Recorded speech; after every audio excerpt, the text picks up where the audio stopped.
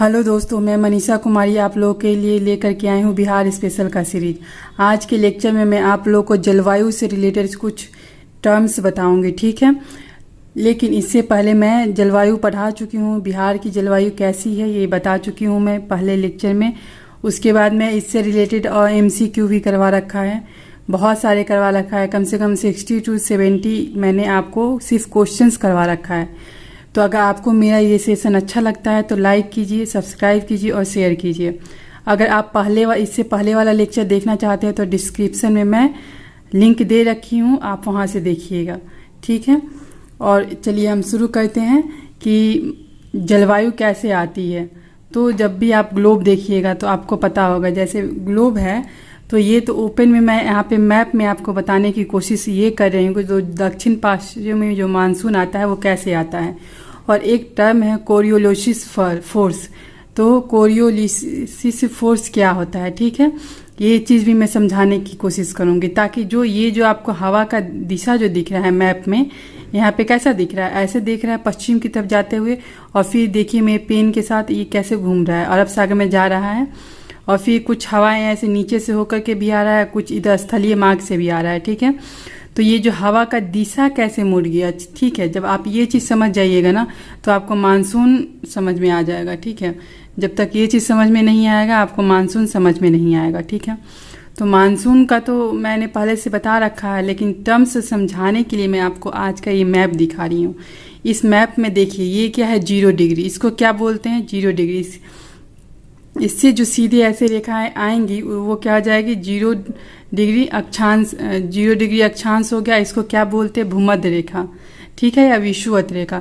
ये जो है 23.5 पे ये क्या दिख रहा है, कर्क रेखा, ठीक है। और यहाँ पे आ गया नीचे 23.5 साउथ यानी दक्षिण की ओर, तो हो जाएगा मकर रेखा, ठीक है। तो आप इस मैप में देखिएगा कि जो भूमध्य रेखा है इससे नीचे जो हवाएं चल रही हैं किस दिशा में चल रही हैं, कौन सा दिशा चल रहा है, पश्चिम की तरफ चल रहा है ना। जैसे देखिए ये मेरा एरो मार्क है ऊपर की तरफ, ठीक है, ठीक है। तो जो एरो मार्क का जो डायरेक्शन है इसका ये किधर आ जाएगा, लेफ्ट हैंड साइड आ जाएगा, ठीक है। और ये रहा 0 डिग्री, ठीक है, ये 0 डिग्री। लेकिन अब आप जैसे 0 डिग्री से ऊपर जाते हैं तो ये क्या हवा का डायरेक्शन बदल जाता है। तो चलिए ठीक है, तो ये हवा ऐसे ऊपर जा रही है, ठीक है। लेकिन होता क्या है कि जब हवा 0 डिग्री से यानी भूमध्य रेखा को क्रॉस करके आगे जाती है हिंद महासागर के साइड में, तो ये जो बाएं तरफ में जो घूम रही होती है ना वो दाएं तरफ में टर्न हो जाती है। इसी को क्या बोलते हैं, कोरियोलिसिस फोर्स, ठीक है। यह एक आंतरिक क्या बोलते हैं, ये जो होता है ना प्रेशर वगैरह की वजह से होता है। दाब कितना है किस एरिया में, जैसे कि आप जानते हैं कि जिधर दाब ज़्यादा रहता है, प्रेशर ज़्यादा रहता है वायुमंडल में, उधर से जिधर कम प्रेशर रहता है उधर हवाएं मूव करती हैं, ठीक है, ये चीज़ आपको पता होगा। लेकिन यहाँ पे कॉन्सेप्ट ये है कि जब 0 डिग्री यानी विषुवत रेखा से जब हवाएं आगे जाती हैं यानी हिंद महासागर अरब सागर के तरफ जाती हैं तो क्या होती है, जो हवा बाएं तरफ बह रही थी वो दाएं तरफ बह जाती है। ऐसा क्यों होता है, क्योंकि ये एक बल लगता है उसकी वजह से होता है, ठीक है। देखिए अब जो मैंने आपको इससे पहले मैप में दिखाया है कि हवाएं विषुवत रेखा से कैसे घूम जाती हैं, तो वहाँ पे मैंने एक टर्म यूज किया है क्या, कोरियोलिस बल। ये क्या होता है, तो वही चीज़ जो इससे पहले मैंने आपको मैप में समझाया है वही चीज़ यहाँ पे लैंग्वेज में लिखा हुआ है। देखिए क्या लिखा हुआ है, पृथ्वी के घूर्णन के कारण उत्पन्न आभासी बल को कोरियोलिस बल कहते हैं, ठीक है। जो पृथ्वी में जो घूर्णन होता है आप सभी को पता है, पृथ्वी घूमती है, घूर्णन करती है, तो घूर्णन करने की वजह से जो आभासी बल जो लगता है, जो उत्पन्न होता है, उसको क्या बोलते हैं, कोरियोलिस बल कहते हैं, ठीक है। और इस बल से क्या होता है, इस बल से क्या होता है, क्योंकि जो उत्तरी गोलार्ध में जो पवन चलती है वो दाहिनी ओर तथा दक्षिणी गोलार्ध में बाईं ओर से विक्षेपित हो जाती है, ठीक है। इसका मतलब क्या होता है, जो उत्तरी गोलार्ध में जो हवा चल रही है उत्तरी गोलार्ध में दाएं तरफ चल रही है, लेकिन वही हवा जब दक्षिणी गोलार्ध में आती है तो बाएं तरफ चलने लगती है। तो यही चीज़ मैंने आपको अभी मैप में इससे पहले 2 मिनट पहले जो मैंने आपको मैप दिखाया था वही मैं बोल रही थी कि जब दक्षिणी गोलार्ध से हवा जाती है उत्तरी गोलार्ध में। अपना भारत कौन से गोलार्ध में है? तो उत्तरी गोलार्ध में है, ठीक है। और हिंद महासागर वाला एरिया भी उत्तरी गोलार्ध में ही आता है मैक्सिमम पार्ट, ठीक है। तो जब आप दक्षिणी गोलार्ध से उत्तरी गोलार्ध में हवा जाती है तो जो हवा बाएं तरफ से बहती है वो उसमें जाने के बाद दाईं तरफ से बहने लगती है। इसी को क्या बोलते हैं? कोरियोलिस बल कहते हैं, ठीक है। और कोरियोलिस बल क्यों लगता है? क्योंकि पृथ्वी घूर्णन करती है और उससे आभासी बल उत्पन्न होता है। इसी की वजह से ये वायु का क्या हो जाता है? डायरेक्शन बदल जाता है। तो आई होप आपको ये टर्म समझ में आ गया। मैंने अभी आपको बताया है कि एक बल के बारे में, कौन सा बल है वो और वो क्यों उत्पन्न होता है। ये चीज़ आपको हमेशा ध्यान में रखिएगा। तो उसका क्या नाम है आप रिमाइंड कीजिए। तो उसका नाम है कोरियोलिस बल, ठीक है। कोरियोलिस बल उसका नाम है। और वो क्यों होता है? क्योंकि पृथ्वी के घूर्णन की वजह से वो एक आभासी बल है जो कि होता है। तो ये जो लैंग्वेज मैं आपको पहले बताई हूँ तो वही चीज़ मैं यहाँ पे आपको बता रही हूँ। जो ये हवा जा रहा है ये कौन सा गोलार्ध है? दक्षिणी गोलार्ध। ये कौन सा है? उत्तरी गोलार्ध। तो जो हवा बाएं तरफ बह रही है वो विषुवत रेखा को पार करने के बाद दाएं तरफ बहने लग रही है। यही क्या है? कोरियोलिस बल यही है। और इसी की वजह से जो वायु की दिशा बदल जाती है। तो आप जब भी बुक्स वगैरह पढ़िएगा तो ऐसे आपको वायु का डायरेक्शन दिखाया होगा। तो आप सोचते होंगे कि भाई ये ऐसा क्यों हो रहा है?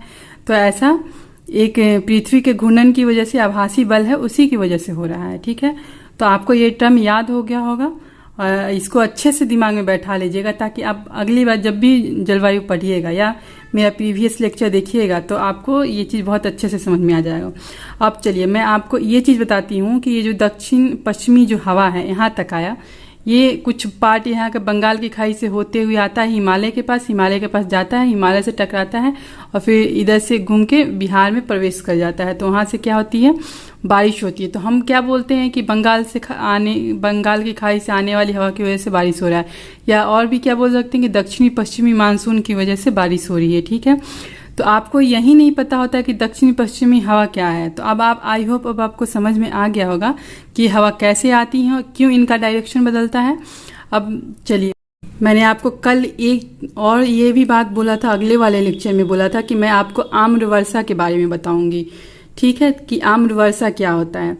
तो ये जो आम्र वर्षा है किस ऋतु में आता है? अगर क्वेश्चन में बता देगा कि निम्नलिखित में से किस ऋतु में आम्र वर्षा आता है, ग्रीष्म ऋतु, शीत ऋतु और इनमें से कोई नहीं, या इनमें से एक से ज़्यादा, या वसंत ऋतु, ऐसे दे देता है, तो आप कौन सा उसका ऑप्शन मारिएगा? तो उसका हो जाएगा ग्रीष्म ऋतु।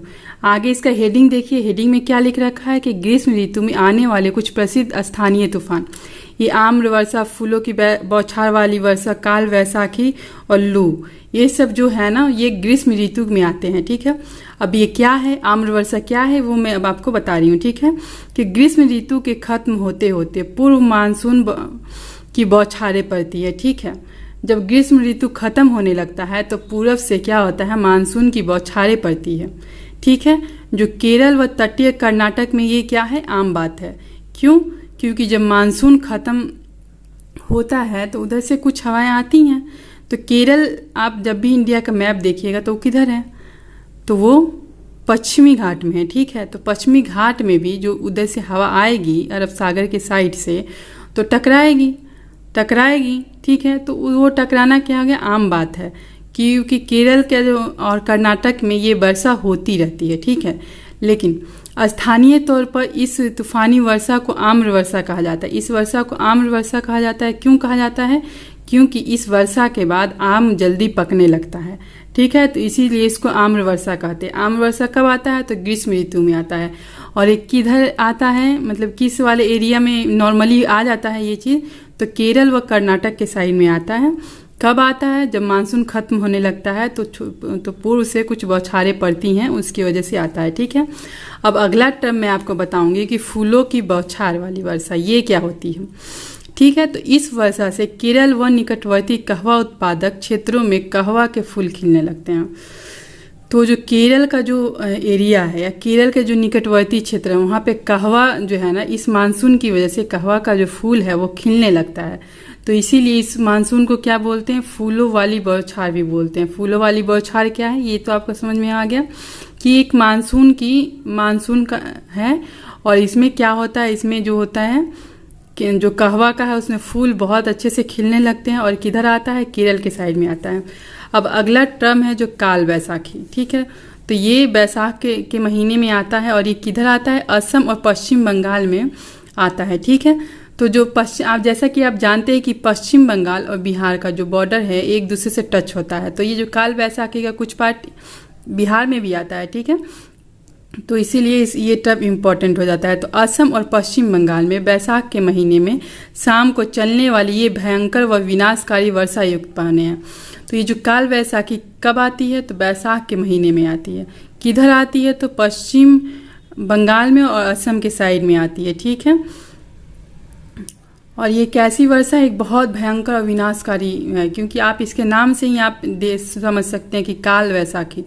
इसका कुख्यात प्रकृति का अंदाजा इसका स्थानीय नाम काल वैसाखी से लगाया जा सकता है, जिसका मीनिंग क्या है, जिसका अर्थ क्या हो जाएगा कि बैसाख के महीने में आने वाली तबाही, ठीक है।